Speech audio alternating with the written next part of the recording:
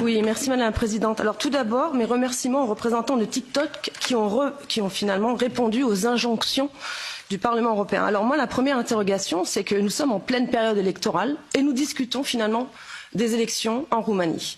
Les élections ne sont pas terminées, je me pose la question, nous faisons pas, nous aussi, indirectement, une espèce d'ingérence dans ces élections qui sont importantes pour les Roumains.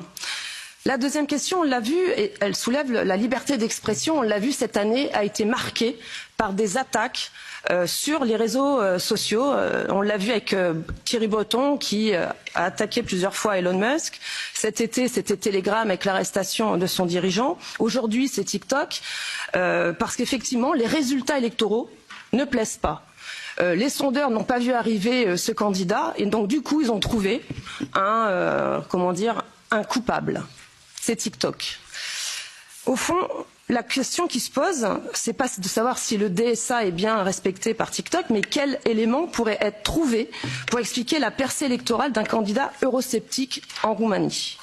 Certains ici se targuent de liberté, mais la seule chose qui leur vient à l'esprit, c'est sinon d'interdire, du moins réglementer, surveiller, contrôler, à tel point que cela semble constituer à leurs yeux le principal avantage de la nouvelle législation européenne qu'est le DSA.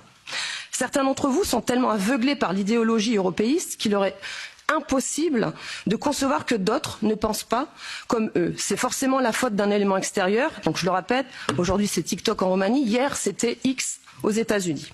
C'est la même logique que sous les régimes communistes. Si vous n'êtes pas communiste, c'est que vous êtes mentalement malade ou sous influence étrangère. À aucun moment vous ne dites que ce serait parce que les Roumains, tout simplement, n'en peuvent plus des promesses non tenues et qu'ils veulent autre chose. Plutôt que de savoir pourquoi les Roumains, qui étaient au moins de 200 000 à suivre le compte de Călin Georgescu sur TikTok, ont été près de 1,9 million à voter pour lui. Vous préférez donc désigner ce bouc émissaire qui est TikTok.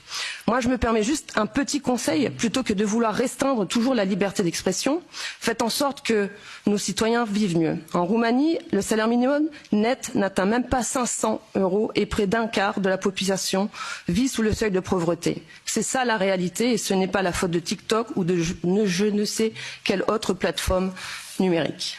Je vous remercie.